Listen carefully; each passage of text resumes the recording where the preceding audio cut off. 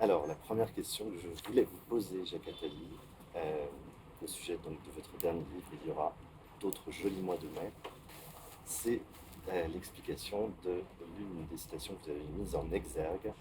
J'ai parfois le sentiment d'être un personnage d'un roman écrit par un auteur inconnu dont je ne sais rien. Quand va-t-il me tuer? Est-ce que vous avez pensé à vous avec cette citation et Bien qu'est-ce sûr, qu'elle vous évoque? bien sûr. C'est une, c'est un- en soi un joli thème de roman d'ailleurs, qu'on a déjà vu c'est un peu le thème de Matrix d'une certaine façon. Et c'est aussi nos vies. Nous sommes tous des personnages de romans. La vie étant un roman, et il y a quelqu'un ou rien qui un jour nous tuera tous. Voilà. Donc ça m'évoque ce sentiment que nous n'avons pas tous assez d'être mortels, d'avoir à faire les choses le mieux possible et le plus vite possible, et que notre passage sur la Terre est très bref. Ce livre a un côté proustien. Vous racontez d'ailleurs que vous avez lu Le Temps retrouvé. Euh, Au Récemment. moment Mm.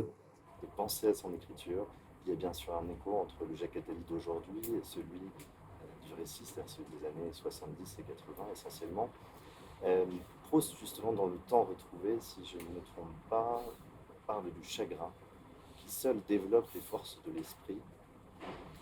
Dans tous les livres que j'ai lus de vous, je n'ai jamais vu de récit de blessure. Est-ce que vous n'avez jamais été blessé? De blessures aussi. D'abord, je n'écris pas de livres autobiographiques, jamais. Enfin, des récits de blessures, il y en a pratiquement dans tous mes romans. Dans La femme du menteur, elle est blessée parce qu'elle découvre le mensonge de son père et de son père. Dans La vie éternelle, elle est blessée par la mort de son grand-père qui était tout pour elle.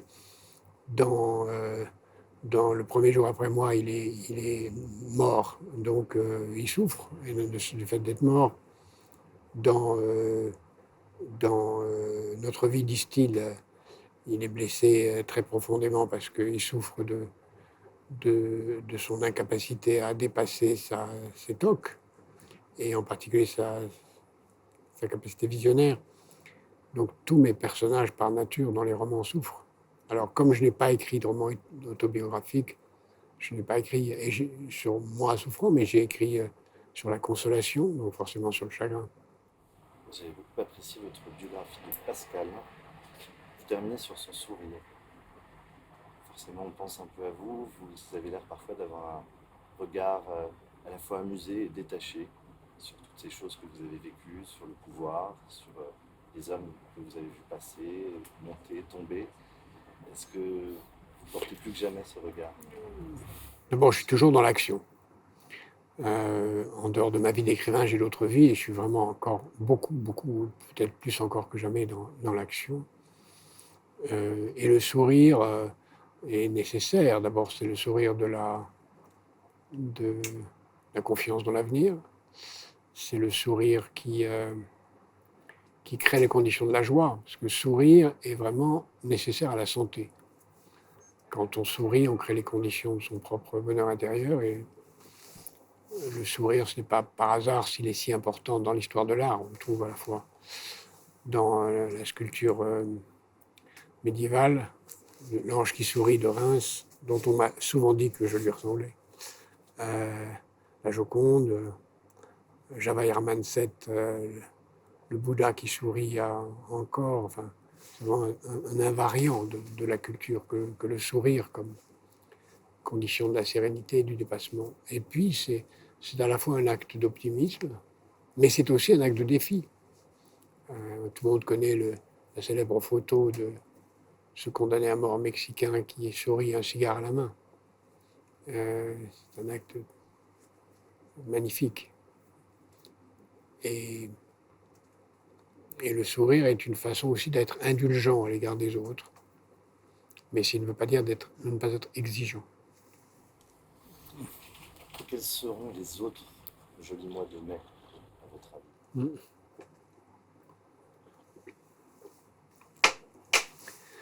Il y aura pour ceux qui gagneront en France les élections présidentielles au mois de mai. Cette année, ça sera au mois d'avril. Qui que ce soit, ce sera un joli mois de mai pour eux. Ce ne sera pas forcément un joli mois de mai pour moi, puisque je suis un homme de gauche et que la gauche est aujourd'hui au plus bas.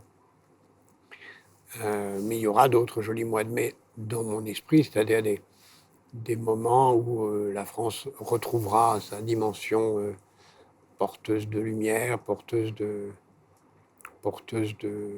d'universalisme, porteuse de valeurs, qui la transcende et la dépasse. La France comme phare du monde, qu'elle a été et qu'elle peut redevenir.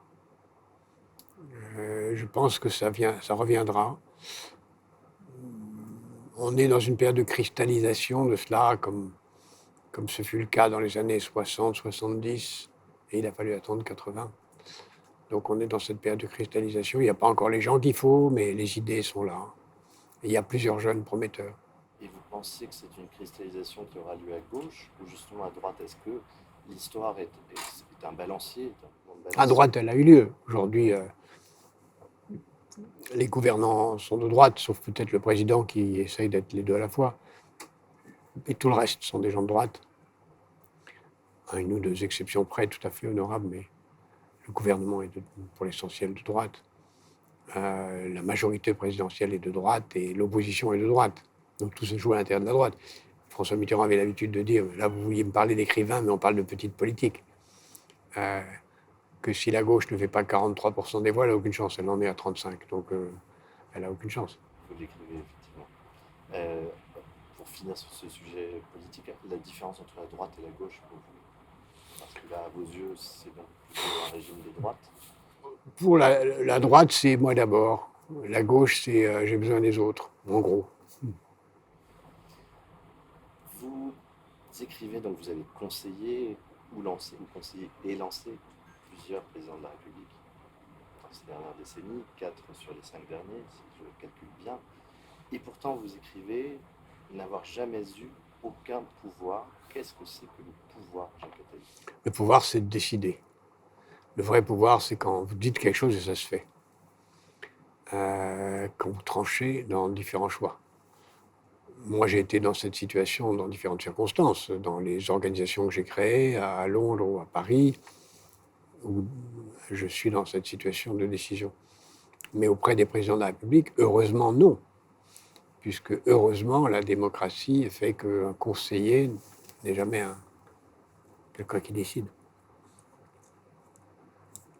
En fait, le seul que j'ai vraiment conseillé, c'est François Mitterrand, parce que j'étais pendant 10 ans de pouvoir et 10 ans d'opposition, 8 ans d'opposition au plus près de lui.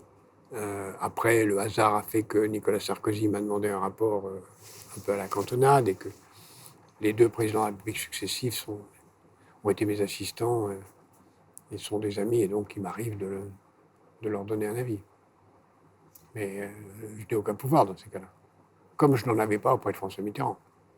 C'est un proverbe chinois qui dit « Il est aisé de conseiller, difficile d'agir ». Vous avez dit que vous avez agi. Quelles sont les actions dont vous êtes le plus fier? Je croyais que c'était un interview à l'écrivain, mais là vous vous adressez à l'homme d'action. C'est mêlé, mais effectivement l'homme d'action aussi est intéressant parce que c'est le récit de ses actions. Je suis très, très fier d'avoir créé 4 institutions internationales, la BERD, Action contre la faim, Eureka, Positive Planète et bien d'autres. Je suis très fier de mes livres, je suis fier d'un nombre incroyable de choses que j'ai pu suggérer et qui sont devenues des réalités.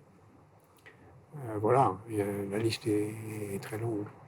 Alors justement, vous ne le dévoilez pas, mais dans votre livre, vous dites « Je sais, j'ai en tête quel livre j'ai écrit dont j'aimerais qu'il demeure ». Est-ce que vous pouvez nous le dire ici, les livres que vous aimeriez, voilà, qui vous survivent parmi ceux que vous avez écrits? Il y en a près de 80, si je ne me trompe pas, entre les récits des... Oui, écoutez, c'est difficile à dire. J'aimerais que dure Bruit, La vie éternelle roman, Une brève histoire de l'avenir, Ma confrérie des éveillés, ma biographie de Pascal,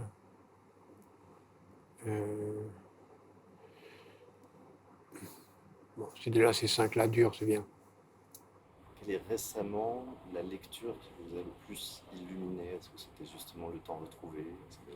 Oui, Le Temps retrouvé a été très important pour moi, mais ce qui me vient à l'esprit là, c'est pas Le Temps retrouvé, c'est un roman de science-fiction chinois qui s'appelle Le problème des 3 corps, en 3 volumes de 800 pages. D'accord. Et Et qui a pour quelle thématique? c'est l'humanité est attaquée par des forces qui veulent la détruire et qui annoncent 4 siècles avant qu'ils vont la détruire. C'est ce qui se passe pendant les 4 siècles. C'est extraordinaire. Vous avez peur aujourd'hui pour l'avenir de vos enfants dans le monde qui se Bien construit?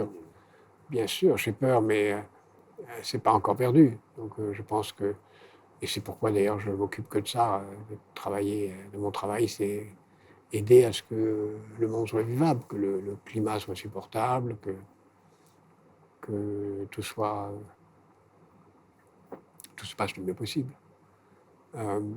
Mais j'ai peur des guerres, j'ai peur du climat, j'ai peur du racisme, de l'antisémitisme, de, de la violence de toutes sortes, oui, bien sûr.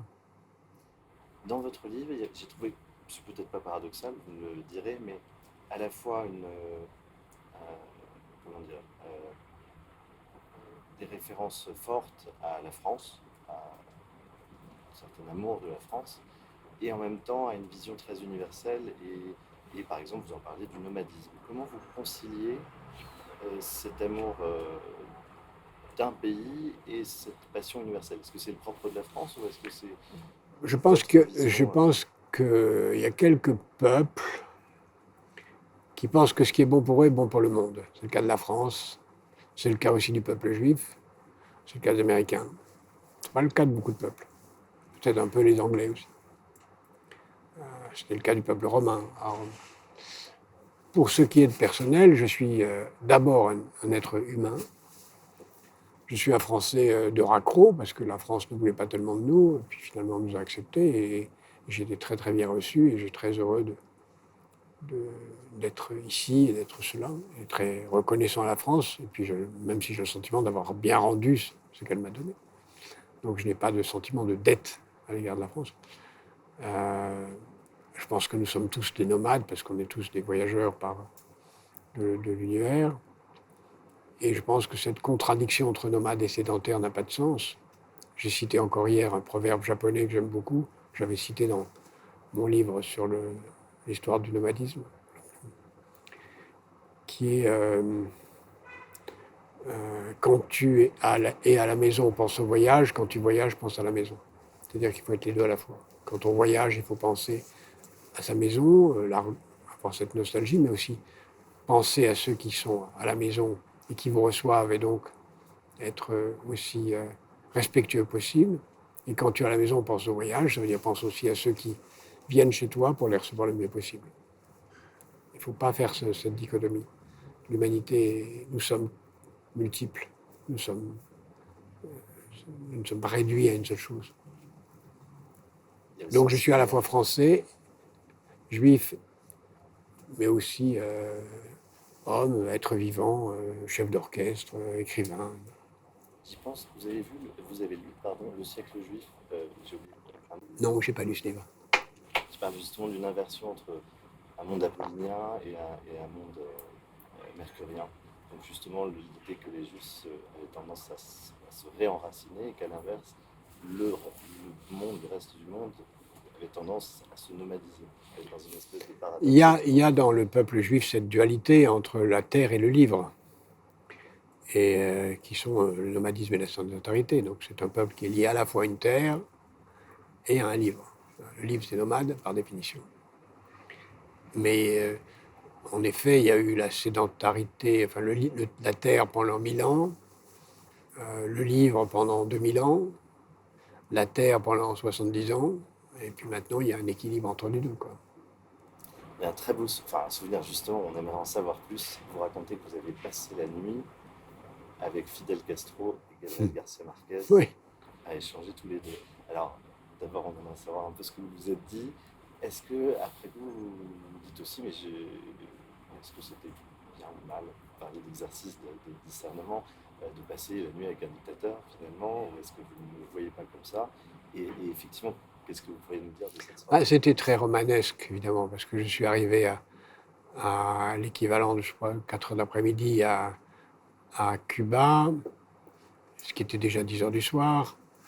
Donc je suis reçu par Castro, où j'avais un message à lui transmettre de François Mitterrand. Et bon, je m'attendais à ce que ce soit court, mais en réalité, ça a été très long parce qu'il parlait beaucoup.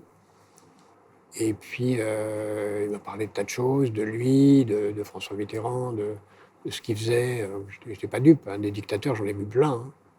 Ce n'est pas le premier ni le dernier que j'ai rencontré. Mais il était très séduisant. Et ce qui m'a vraiment étonné, c'est que c'était un hidalgo, c'est-à-dire c'était un seigneur espagnol. Il m'a parlé avec une fascination extrême des États-Unis. Et la veille, il y avait eu le Orange Bowl, le match de finale du baseball américain, et il avait vu le match. Euh, et ensuite, il m'a dit on va dîner, ce qui pour moi était à la fois amusant mais épuisant parce que il était déjà 1 heure du matin, 2 heures du matin pour moi quand on s'est mis à Ouais, table. en général, vous vous couchez très tôt, sauf quand François Mitterrand vous Oui, invitait à dîner. et lui, François Mitterrand se couchait très tôt aussi. Donc je n'aime pas le soir, parce que je me lève très tôt le matin.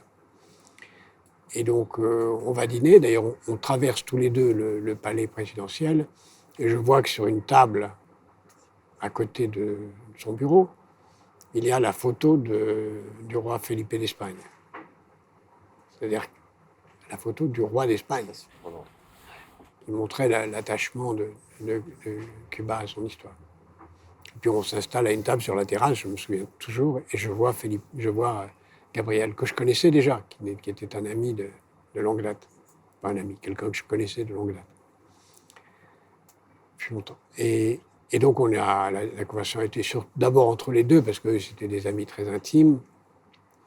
Et on a parlé de tout, on a parlé de Cuba, l'histoire de Cuba, l'histoire de l'Amérique latine, des combats en cours à cette époque, il y en avait d'innombrables, de la Révolution française, des grands principes de la Révolution, de, de, des romans de Gabriel, Quel est votre préféré d'ailleurs? 100 ans de solitude. Il y a un passage qui m'a surpris aussi. Vous racontez quand, à l'occasion de l'élection présidentielle de 1980, donc, qui faisait Valéry Giscard d'Estaing, président sortant, et François Mitterrand, il y avait eu des fraudes aux Antilles. Je n'ai jamais su si c'était vrai, mais Michel Charasse, qui était notre représentant aux Antilles, est revenu en disant, c'est pas celle de 80, c'est celle de 74. Ah, c'était 74, Oui. pardon. Et est revenu de 74 qu'on a perdu à 250 000 voix, en disant que le préfet de l'époque lui avait dit j'ai des instructions, je ne peux vous donner que 15% des voix, je dois répartir les voix entre les deux candidats de la droite. Mais est-ce que vous ne pensez pas que ce genre de choses peut nourrir les complotistes? Vous dites que c'est un des dangers de l'époque, le complotisme. Est-ce que finalement, Je crois que chacun voit le complot à sa porte? Je crois que d'abord, on n'en a pas fait d'histoire parce que je n'ai jamais su si c'était vrai. Ouais. Et ensuite, je suppose que ça n'est plus vrai aujourd'hui. Voilà. On n'en a pas parlé. Michel était un être merveilleux. Je ne pense pas qu'il a inventé cette histoire, mais enfin, c'était quand même un personnage assez particulier. C'était avec Michel Charles, j'ai eu l'occasion de le rencontrer un an avant sa mort, je crois, que François Mitterrand allait au lac Chauveau. Oui, c'est ça. Est-ce que vous avez des lieux qui vous évoquent, beaucoup d'écrivains ou d'hommes publics ou de politiques ont des lieux comme ça symboliques qui leur sont chers et qui vont régulièrement se ressourcer sur le cuivre? Est-ce que vous avez ce genre de lieu, sans nous dire forcément d'où il s'agit, mais... J'ai des lieux qui me sont très chers, je peux les dire. J'en parle dans mes romans. Je suis très attaché à Vézelay. J'ai une maison quelque part en France, mais j'en parle pas parce que c'est un coin très personnel, où j'écris. Je suis très attaché à Varanasi, où je vais si possible tous les ans, malheureusement. Incroyable. C'est la c'est Oui, je suis très le attaché. rapport à la mort là-bas. Non, j'ai le sens du sacré, où je vais au moins une fois par an à Varanasi, dans un endroit très précis de Varanasi. Et Et tous mes voyages ont une connotation mystique, Spirituel. spirituelle. Donc j'ai essayé de faire le tour du monde des lieux mystiques. Ça va de la Mongolie à l'île de Pâques, en passant par le Bhoutan et Palenque. Je crois que j'ai vu à peu près tout ce qui est important. Évidemment, Jérusalem, évidemment. Je n'ai pas pu aller à la Mecque. Mais je crois que j'ai vu à peu près l'essentiel des lieux sacrés importants. Et parmi ces lieux, donc ce serait Varanasi qui vous... Pour moi, c'est celui qui me parle le plus. Vézelay me parle énormément. Et à Vézelay, justement, qu'est-ce que vous recherchez, ressentez? Je ressens la quintessence de l'harmonie française, même si c'est seulement au XIe siècle. La quintessence de l'harmonie française qui est faite de beauté naturelle, de génie mathématique, parce que Vézelay c'est un chef-d'œuvre de génie géométrique et mathématique, de génie astronomique, parce que Vézelay construit un endroit de façon très particulière au regard de l'astronomie, et de mystère de l'acoustique. Donc c'est en même temps qu'en ayant une position géostratégique majeure. C'est pas un hasard s'il est là. Est-ce que justement, vous qui êtes aussi attaché au sacré, cette curiosité sur les autres sur les différentes religions et spiritualités, vous n'êtes pas inquiet de la disparition du sacré dans notre monde actuel, qui semble parfois être remplacé par des espèces de pensées sectaires? Là, je pense au wokisme, qui sont Oui, des spiritualités. Il y a toutes sortes de choses. D'abord, si on prend l'humanité dans son ensemble, il n'y a pas de disparition du sacré, il y a au contraire une radicalisation du sacré dans l'islam, mais aussi dans le judaïsme, mais aussi dans le christianisme. Alors, je pensais davantage, effectivement, vous avez raison, à l'Occident. Mais même en Occident, vous avez aux États-Unis une radicalisation du christianisme qui s'étend dans le monde entier par l'évangélisme. Alors c'est le catholicisme qui est en relatif déclin, même s'il est encore à 1,5 milliard de membres. Mais il n'y a pas du tout de déclin du sacré. Il y a sa radicalisation sous toutes ses formes. Et à cela s'ajoute une sorte d'autres formes de recherche de la pureté, parce qu'il y a dans le religieux une recherche de la pureté absolue. Et on retrouve d'autres formes de recherche de pureté dans le fait de pousser jusqu'au bout la recherche d'une identité qui n'est plus religieuse, mais qui est pathétiquement sommaire. Je considère que la couleur de la peau, c'est une façon sommaire de se définir. Même si on peut dire, et beaucoup de mes amis disent, c'est pas moi qui me définis comme noir, c'est les autres qui me définissent comme tel. Mais est-ce que cette crise identitaire, paradoxalement, n'est pas justement le fruit du brassage et d'une forme de nomadisme? Vous voyez ce que je veux dire? Non, je ne crois pas. Je crois au contraire que le nomadisme, d'abord, n'est-ce pas, si vous mélangez de l'eau froide et de l'eau chaude, vous avez de l'eau tiède. Mais si vous mélangez des tas de couleurs différentes, vous avez des nouvelles couleurs, mais pas forcément du blanc, des choses qui apparaissent. Donc je ne crois pas que le nomadisme conduit à l'uniformité, au contraire. Il conduit à la rencontre.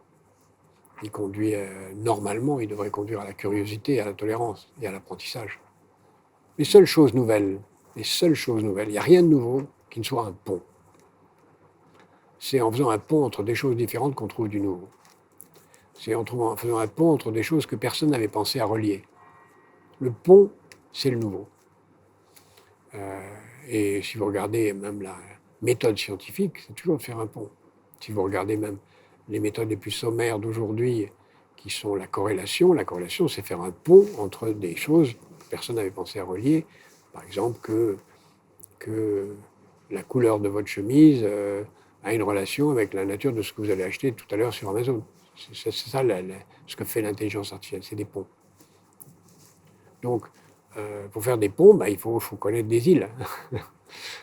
et c'est en cela que quelqu'un qui est enfermé dans un univers ne peut pas faire des liens, puisqu'il ne sait pas ce que sont les autres.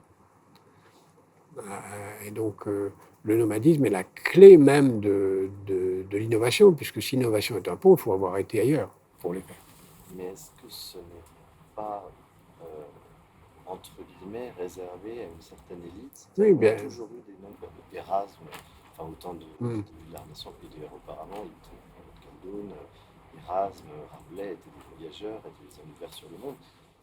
Au contraire, aujourd'hui, on peut dire que c'est encore plus ouvert parce que d'abord, il y a les migrations qui font, même depuis le XVIIIe siècle, le XIXe siècle en Europe, on a eu des migrations polonaises, italiennes, juives, etc., qui ont nourri la population. Imaginez la population française sans les Italiens, les Polonais, les Juifs, qui font. Bon, ce serait complètement différent, même si pour aller toute la littérature, ce serait différent.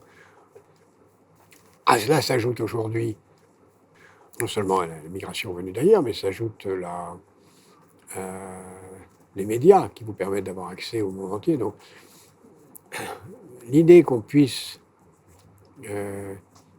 qu'on serait mieux dans une culture plus fermée, plus purifiée, etc., j'y crois pas une seconde. D'abord, c'est impossible. Plus personne n'acceptera même ceux qui défendent l'idée de refus d'immigration, ils ne pourront pas interdire de voir les films coréens, chinois, ça n'a pas de sens. Donc nous sommes, heureusement, dans un univers de plus en plus bariolé. Est-ce que ça va passer par de nouvelles guerres de religion, hein? C'est pas exclu. Il ne faut pas oublier que nous sommes, les guerres de religion, c'est au XVe siècle européen, 16e, 15e, 16e, oui 16e.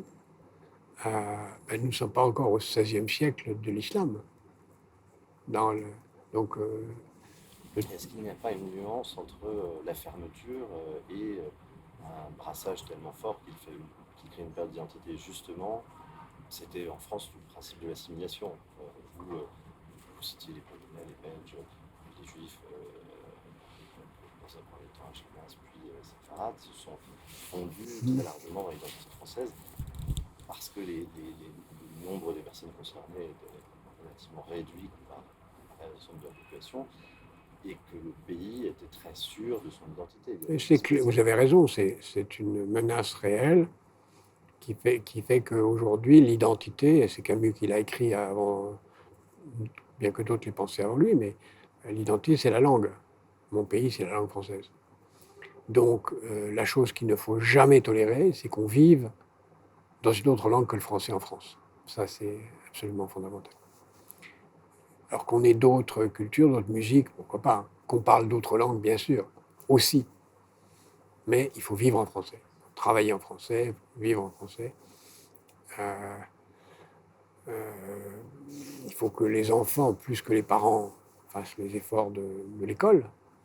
Et cette intégration passe par là. Maintenant, l'intégration, elle est.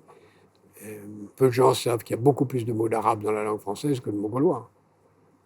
Donc, même si c'est beaucoup lié au fait que le gaulois n'était pas écrit, et donc oui, il nous reste seulement des toponymes. Voilà. Il y a, le village, voilà. un grand la frontière, il ne reste rien de fait. Voilà. Et non, mais la menace est réelle. Elle est double. Elle est une menace de séparatisme, à la fois chrétien, musulman, et elle est juive, et une menace de prosélytisme. C'est pas du tout la même chose. Moi, je crains beaucoup plus. Je crains les deux. La menace de prosélytisme, qu'on voit s'exprimer dans certains courants religieux en disant nous faisons tout petit tant qu'on est minoritaire, mais on va essayer de devenir majoritaire, et là, on vous imposera notre règle. C'est un combat. C'est pour ça que je pense qu'on a tort de s'intéresser surtout au séparatisme. Pour moi, la vraie menace, l'autre menace, c'est celle du prosélytisme. Et est-ce que par prudence, il ne faudrait pas mieux, en attendant que le pays s'apaise, vous citiez tout à l'heure les risques de séparatisme, de conflits religieux, par exemple, Michel Barnier propose un moratoire sur l'immigration. En fait, il y a très peu de migrants en France qui arrivent tous les ans. Il y en a 200 000. C'est pas, si vous regardez à l'échelle du pays, c'est pas énorme. 200 000, c'est pas. Voilà, c'est pas. Mais il y en a 60 qui partent, donc ça fait on est à 200 000, me semble-t-il. Et sur 70 millions d'habitants. Le vrai problème pour moi, c'est les enfants de la génération d'après. Si ceux-là ne sont pas intégrés, si ceux-là n'ont pas accès à l'école, à l'université, aux grandes écoles, ne deviennent pas des leaders de la société, ne servent pas de modèle, pas seulement en foot ou au cinéma, mais comme ingénieur, comme homme politique, comme médecin, etc., là, ça ira très mal. Donc, pour moi, le problème, il n'est pas de l'immigration, qui est très faible. Le problème, c'est... L'accumulation, en modèle mathématique, c'est pas chaque année. Non, mais oui, mais même si vous accumulez sur 20 ans, le problème, c'est pas eux. Le problème, c'est de savoir si ceux qu'on a là vont s'assimiler ou s'intégrer. Donc la clé, c'est l'intégration. La clé, c'est l'école, c'est l'intégration. Et c'est des bonnes écoles, la possibilité de faire des meilleures études. Et là, on en est très loin. Le 9-3 reste un endroit où on ne réussit pas. Les conseillers d'orientation dans ces quartiers jouent un rôle désastreux puisqu'ils disent de toute façon, vous faites des études courtes parce que vous n'aurez pas accès aux études longues. C'est comme ça que la société est perdue. Parce que j'ai l'exemple d'un ami qui est né au Gabon, qui disait moi je veux quitter Saint-Denis, je veux pas que mes enfants y étudient. Oui. Je me demande pourquoi. On dit il y a trop de noirs dans cette monde. Au Gabon, tu es noir aussi. Et lui me répond mais je ne veux pas.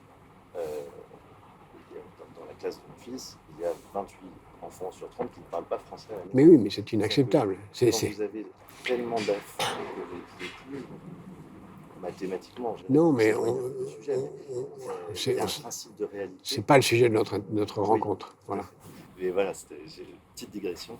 Vous dites que il y aura d'autres jolis mois de mai, qu'un grand homme politique il a du caractère et du mystère. Est-ce que vous pouvez nous expliquer cela à l'aune de ce que vous avez vu parmi les grands de ce monde?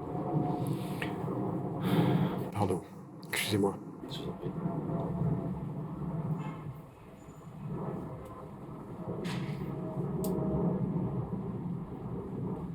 Le mystère. Oui, vous parlez de caractère, mystère. Caractère, c'est assez logique. Le mystère, c'est le fait de ne pas pouvoir savoir ce que l'autre pense.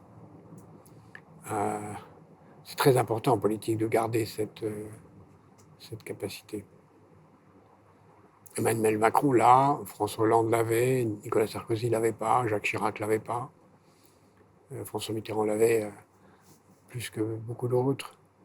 Dans le personnel politique international que j'ai connu, le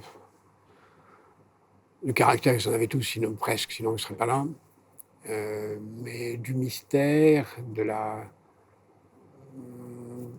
j'en ai pas rencontré beaucoup. Je pense que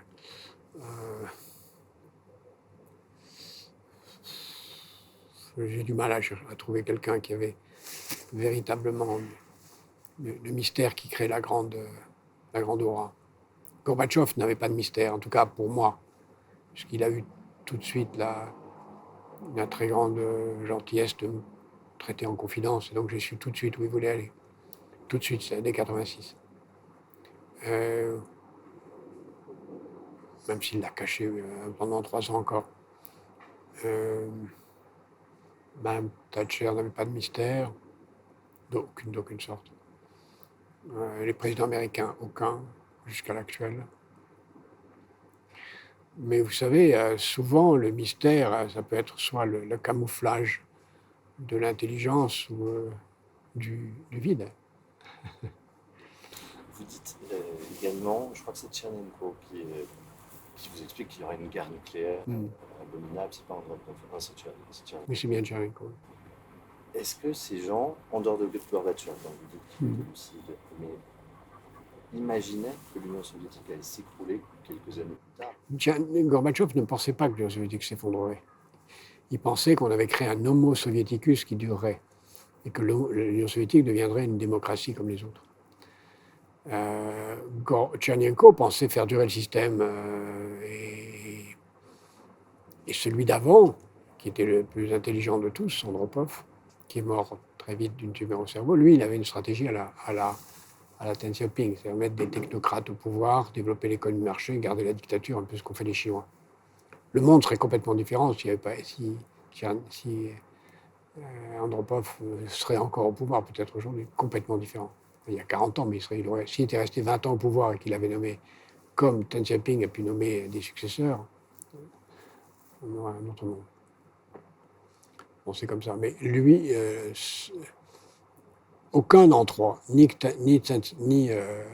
Andropov, ni Tchernenko, ni Gorbatchev ne pensait à l'effondrement du système. Aucun. Est-ce qu'il vous arrive de vous dire, et si nous en étions là, si nous étions 3 ans avant ou 6 ans avant la chute de ce, comment on l'appelait, ce monde postmoderne? J'ai écrit quelque chose là-dessus récemment dans un éditorial où j'ai dit que l'expérience de ce que j'ai vu avec la chute du mur de Berlin ou récemment avec l'Afghanistan montre que tout événement certain arrive beaucoup plus vite qu'on ne le croit. La réunification allemande, la plupart des gens, voilà. Imaginez que ça prendrait des années. Voilà, ça a été très rapide. Aujourd'hui, l'hypothèse, dans un de mes livres que j'ai cité parmi les 5, qui est Une brève histoire de l'avenir, je décris l'avenir du monde en 5 étapes.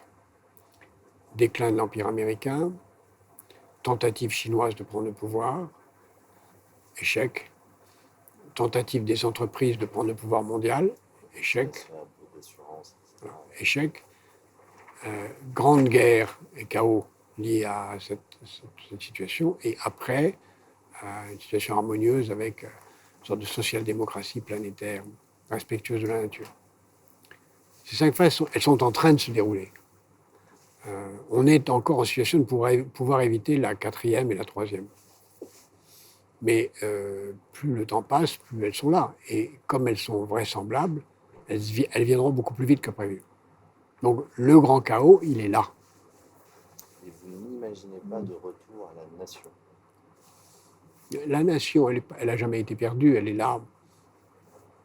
Et je pense qu'il faut la défendre. Moi, je suis un grand fanatique de la francophonie. Je pense qu'il faudrait idéalement une union francophone aussi puissante et intégrée que l'Union européenne, dans laquelle la France aurait un rôle très important à jouer. Une francophonie qui a été abandonnée par Emmanuel Macron. Par tout le monde, non, mais pas personne, même François Mitterrand. Ouais. Tout le monde, personne n'y a attaché d'importance. Personne. Absolument personne. Je reste marqué par le premier sommet de la francophonie de François Mitterrand, qu'il a créé. Il y avait un peu d'intérêt. Et le premier président qui a pris la parole, c'était celui des Nouvelles-Hébrides. Je ne sais plus comment s'appelle ce pays, je pense qu'il a changé de nom aujourd'hui. Et il a pris la parole en anglais. Voilà, ça c'était pour moi. Et alors, comme il n'y a pas d'interprète, c'était. Mais la francophonie n'a jamais été prise au sérieux par personne. Or, si nous voulons défendre l'identité française, il faut défendre l'identité de la francophonie. Mais un des plus grands pays du monde, c'est en termes de population et francophone, c'est la RDC. Potentiellement, il y a 700 millions de personnes qui vont parler français comme première langue dans le monde. Donc, et la nation française, elle est évidemment vitale. Personne ne peut souhaiter la voir disparaître. Personne. On n'a pas envie de vivre comme les Allemands, ni comme les Hollandais, ni même comme les Italiens, avec qui on peut se sentir très proche. L'Afghanistan, par exemple, ce qui s'est passé, c'est vraiment l'image même, le symbole de l'effondrement américain. C'est le déclin que vous décriviez comme première étape qui est un symbole. Non, c'est le fait que tenter de commander une société par le haut, ça ne marche jamais. C'est ce qui nous est arrivé au Vietnam, à nous aussi, ce qui nous est arrivé en Algérie aussi, au Maroc aussi. Quand on impose quelque chose par le haut, on ne résiste pas. Mon père m'a dit ça très jeune, et on ne résiste pas au désir d'un peuple. Mais, vous le citez d'ailleurs, on n'arrête pas les révolutions. On n'arrête pas les révolutions. Et est-ce que ça vous surprend, est-ce que ça vous inquiète qu'une bonne partie de la jeunesse aujourd'hui se sente peut-être plus de droite, en tout cas les études d'opinion ont tendance à le montrer? Alors il y a une partie très écologiste, et puis une autre partie qui est plutôt conservatrice. Est-ce qu'elle est conservatrice? Je ne sais pas si elle est conservatrice. Elle est... Non, en recherche d'identité. En recherche d'identité. Mais pas conservatrice. il pourrait y avoir un mouvement national que pourrait incarner quelqu'un comme Zemmour qui incarne assez bien ça. Mais Oui, je pense effectivement, parce qu'il a beaucoup de. Enfin, en tout cas, ce qui est très visible aujourd'hui, c'est beaucoup de jeunes oui, enfin, si vous regardez de autour l'autre de lui. côté, quelqu'un comme euh, Raphaël Glucksmann a aussi beaucoup de jeunes qui le suivent. Donc il y a des jeunes dans tous les courants, c'est pas spécialement. Je ne pense pas qu'il y ait un mouvement français de jeunes qui soit un mouvement identitaire. D'abord, ils sont très divisés entre les catho-intégristes, les pas catho-intégristes, c'est extrêmement divisé aussi. Donc, les libéraux, les dirigistes, les étatistes, c'est très. Mais il y a clairement une demande générale de sauver l'identité française. Elle n'est pas ni de gauche ni de droite, elle est une évidence. On n'a pas envie de devenir l'Angleterre avec ce tragique juxtaposition de nations qui vivent chacun dans leur coin. La situation anglaise est catastrophique. On n'a pas envie non plus de devenir la Belgique, qui elle aussi est une situation de juxtaposition de nationalité et qui nous menace. On n'a pas envie de ça. Et ça, c'est ni de gauche ni de droite. Hein. Et les propositions qui vous sembleraient les plus intéressantes pour éviter justement ce délitement de l'identité française? Si vous avez des propositions sans dévoiler. Oui, défendre à tout prix la langue française, le parler français, l'enseignement du français, l'enseignement de la culture française, la musique française, le cinéma français, la littérature française. On a déjà pas mal de choses qui obligent le cinéma, la musique. Depuis Jacques Lang, on a fait des quotas, et c'est très bien ainsi. Donc tout ce qui défendra. Mais moi, je ne suis pas spécialement inquiet. Avant vous, je recevais un jeune des quartiers. Ma fondation, nous travaillons beaucoup dans les quartiers. Si vous y allez, il n'y a pas de. Il n'y a pas de. Alors, bien sûr, sur les 5 millions, 6 millions de migrants, enfin de gens d'origine étrangère qui sont musulmans en France, s'il y a même 1 ou 2% de gens qui se conduisent très mal, ça fait beaucoup de monde. Environ un tiers se dirait préfère la charia à la loi Non, républicaine. j'y crois pas. En tout cas, dans les 2 études. Non, je n'y crois pas. Je n'y crois pas. En tout cas, ceux-là, ils n'ont pas leur place dans la société française. Je n'y crois pas. Vous proposez, sur le modèle de Zénon, de Sénèque, de Marc Aurèle, de faire chaque jour un exercice de discernement, de revoir sa journée. Est-ce que si vous essayez de revoir votre vie, ce que vous avez un peu fait avec ce récit, je trouve, qui est très pondéré, vous voyez, enfin, c'est très mesuré, nuancé.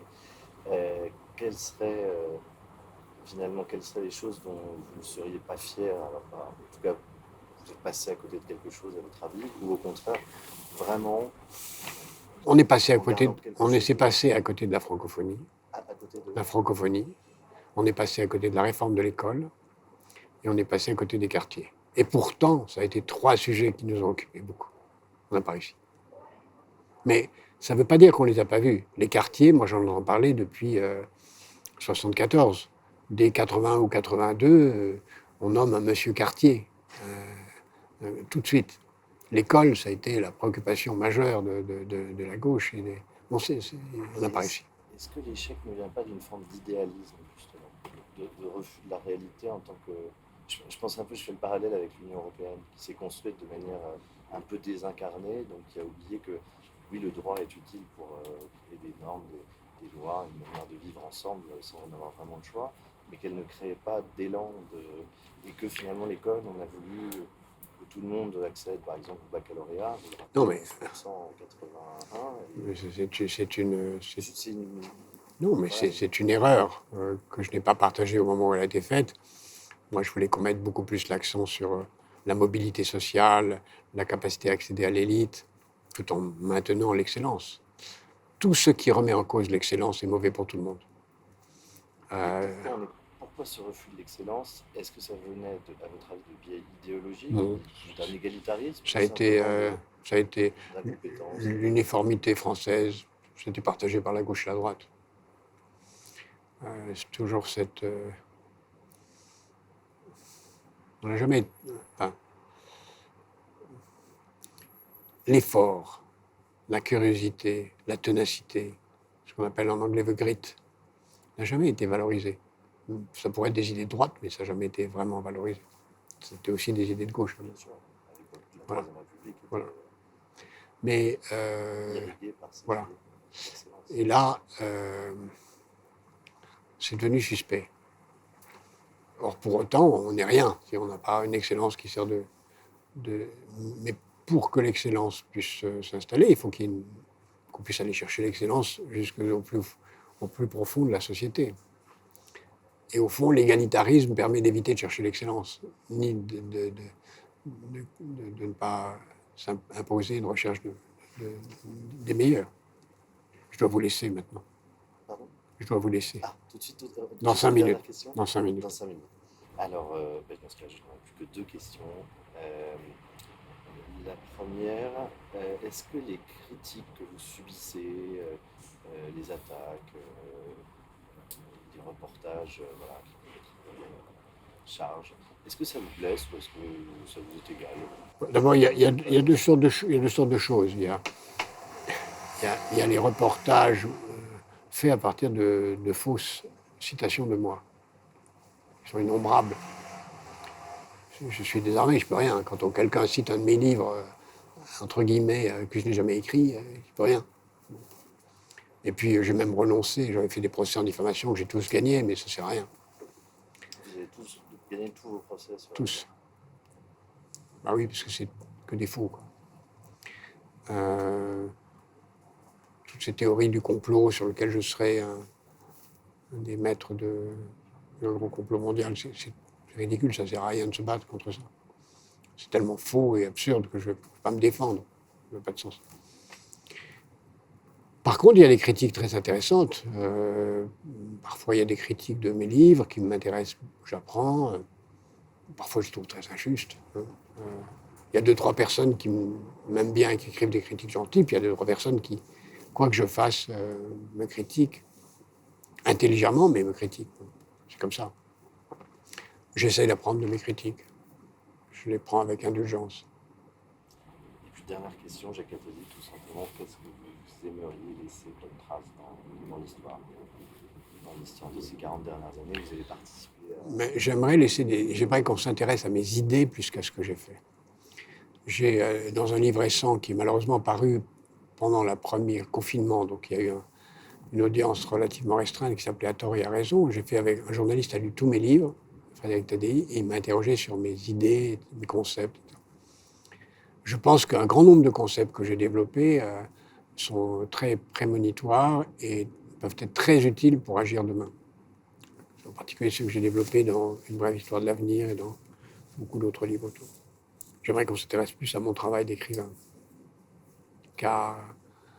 qu'au président de la République que j'ai pu côtoyer. C'est ce qu'on essaie de faire, je crois. Merci beaucoup. Et merci beaucoup de nous avoir reçus. Merci de votre temps.